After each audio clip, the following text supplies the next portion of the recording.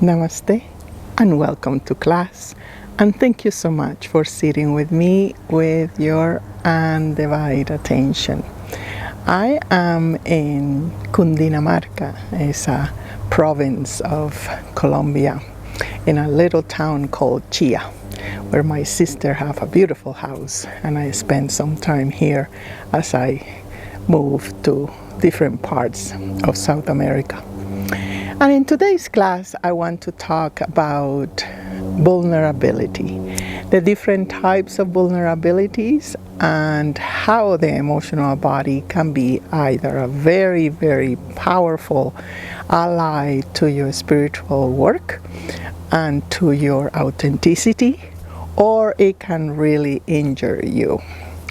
So let's start by defining what is the vulnerability. Let's say when you are a newborn and you have absolutely purity and you are so receptive to every single sound, to the taste, to the skin, anything that you are exposed to, you are not only feeling it, but you are also recording it. And accordingly to that recording, some they can be pleasant and some they can be unpleasant. So we tend to use the emotional body to code the ones that are unpleasant and feeling that, or putting a thought, a concept that this unpleasant thing is a threat to my existence. So we make some kind of link with unpleasantness with a threat to your life. And that is naturally part of the human survival, is naturally the way that we protect ourselves from things that can hurt us. But at the level of the emotional body, when it's not checked, all these definitions start to form a kind of a code. And in that code, in that rigidity, we only are preferring the pleasant emotions or the pleasant things. And that is comforting, of course, to the emotional body. When this is not checked, we tend to produce some kind of phantom emotion or some kind of invention of emotion when the ego comes in and say, oh, the way that you will feel safe is if you feel certain vulnerability or show certain vulnerability in front of love, in front of new challenges in your life. So we kind of misplace our vulnerability, or at least this type of vulnerability, and the ego gets it, and then it becomes very unauthentic. So I have witnessed through my years of working with people how we kind of invent certain vulnerabilities and we get scared of them, but it's just an invention. It says, oh, I am scared of taking a new challenge or moving or starting a new relationship and so on. So you locked yourself again into certain definitions just for you not to take the step, but also you maintain certain bubble that it feels vulnerable, it feels like diminishing, it feels that you don't have the courage. But that you can go through your life and perceive your life with that kind of vulnerability, right? Or to say, okay, if I get close to love them, I will be vulnerable. But that is really an abuse to the emotional body, because it's not a real vulnerability. It's just coming from the definition, it's coming from the ego, it's coming from your convenience not to take responsibility. The real vulnerability is a complete different game, and is the unrevealed or taking away your mask, your social mask, your relationship mask, your health mask, your body mask, all that we have defined as me, and you have adopted certain personalities, certain expression, certain taste, certain vulnerability. All that really is a game, and that game can be like a thick mask over your authentic face. Now, this, when you take the courage of reading properly your challenges, and you say, these challenges, let's say with my sister or with my partner or with my job or with my, when you take the challenges and say, this challenge is showing me that I should be less forceful, less controlling, less assertive, less victim, less tyrant, whatever is the message of your universe to you. It is at the end proposing certain vulnerability, meaning that you need to unmask some kind of pattern that you have put and drop it and start seeing yourself or relating yourself with a completely different point of view in front of that challenge. So spiritually, that is the ultimate vulnerability. We can call it sometimes surrender, where you start pretending. And first step is to acknowledge that you are pretending, because it's so embedded in us that you don't realize that you are pretending, because you're tapping into the false vulnerabilities. No, I feel it. I know. But no, this is not the real truth. It's the game of the ego that is giving you that kind of vulnerable sensations for you not to take the real vulnerability. So vulnerability is an attribute of the divine that is helping us to move into the different aspects of our naturalness, our purity, our authenticity, and is a force that is part of the force of detachment, right? Because we need to shed, like a serpent, the skin of, when you are a teenager, you have to shed that skin when you are in your 20s. You have to shed the 20s when you are in your 30s, and so on and so forth. But you have to be in front of that unknown, in front of that freshness, in front of that sensibility, right? Like the skin of the newborn, in front of the new passages, the new gates. Right? But if you bring with you the false vulnerability, you're fried. You are just going to be so sentimental. Anything will hurt you. Any comment will be devastating. Any new challenge will be just a big drama. Because you feel vulnerable, because you don't have the strength. The ego is trapped in that false vulnerability. I hope you can catch that. So the first step, as I say, is to distinguish when is the false vulnerability. The second step is to see, to check the immediate challenges that you have in your life at any level, because that is asking you ultimately to be more humble, to be vulnerable, and to show yourself more realistic, more authentically. with no facades, with no fights, with no need to win, with no need to control, with no win of manipulation of any of that forces. So when that's the second step, to say, okay, what is my creation telling me?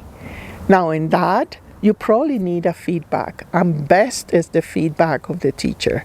If you don't know, just give me a call, send me a note, because when we are clear what is it that your external creation is, how it's talking to you, you have more courage to tap into that vulnerable space, to that surrendering, to that authenticity. Either you will see it like, oh my God, this is way too much for me. Usually it's not. If it's right in front of there, it's because you are ready. The mind, of course, it goes there and says, oh no, it's just so you will be devastated and you won't exist. And, if you leave that man or that job, you won't exist. It will be so hard and so forth. So you don't give the life to give you its authentic opportunities.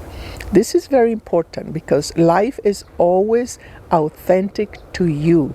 It will propose to you a change that comes with the challenge. You need to let go. You need to be vulnerable in front of the attachment you have towards your all creation. And you have to distinguish what are the proposals of life, what are the signals, what are the coincidences, what are the synchronicities. So with that, you are able to advance. You are able to move. Right? You are able to be in agreement with the proposal of vulnerability of life. Finally, we have to exercise that enough for you to put it in another level, and it's the vulnerability of being the source, to embody the source, to animate the source through your speech, through your actions, seeing that every single thought that you are having is the thought of the source. It's not yours. Any form, any things that is changing in you is part of the wishes and love of the source to change, to know itself, to see what is its capacity. So the ultimate vulnerability is the paradox of you being more you, and at the same time you being more nothing. In that nothingness, you are available to embody the attributes of the source, which are wisdom, expansion, joy, hope, fraternity, inclusion, creativity, all the attributes in its pure form. It threats your attachments, your identifications, your ego.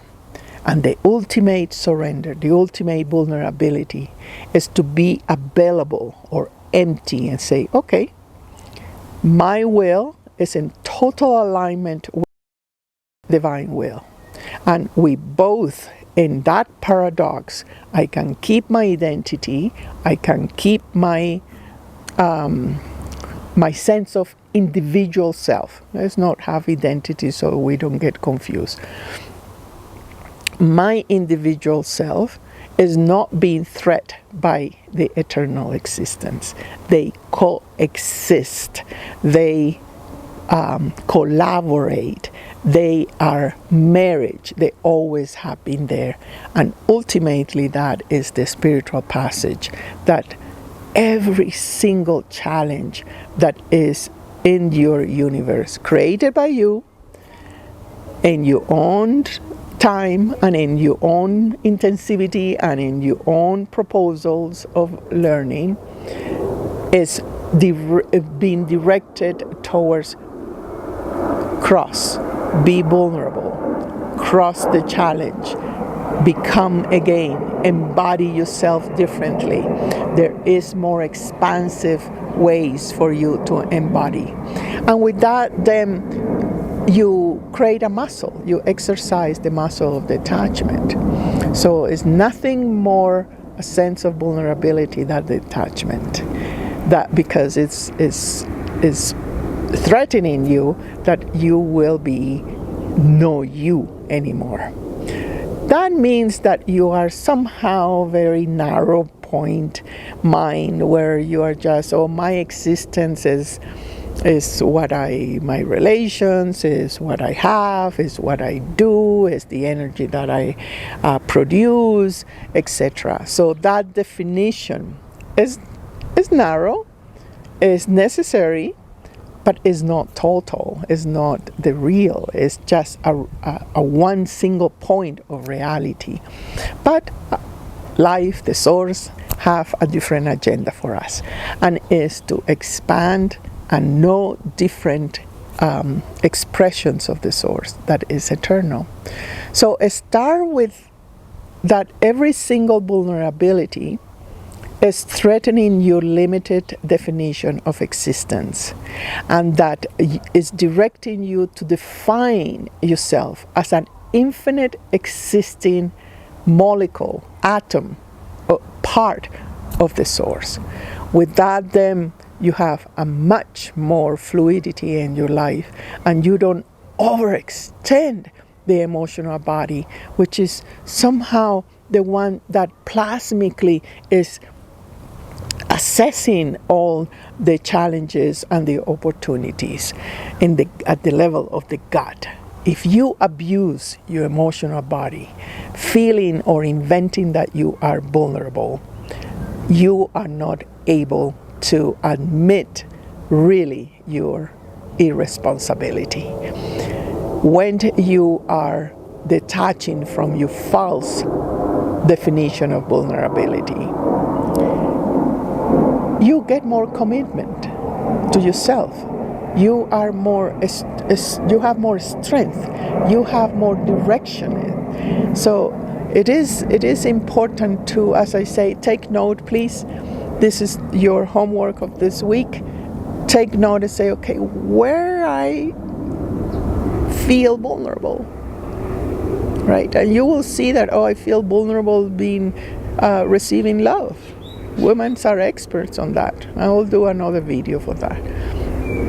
Oh no, receiving love, or giving up my power, or letting others be, no asserting my rightfulness and my control. That is a false vulnerability, right? So take notes, contemplate on that. Second, see what are the real challenges in your life.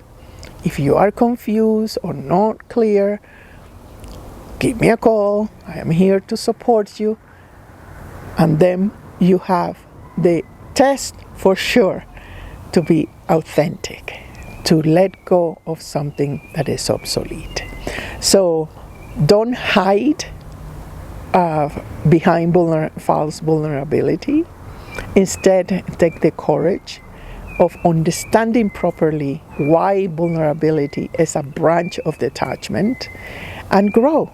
Take courage of being more authentic, be more you, and stop blaming others that you see them as a threat to your expansion.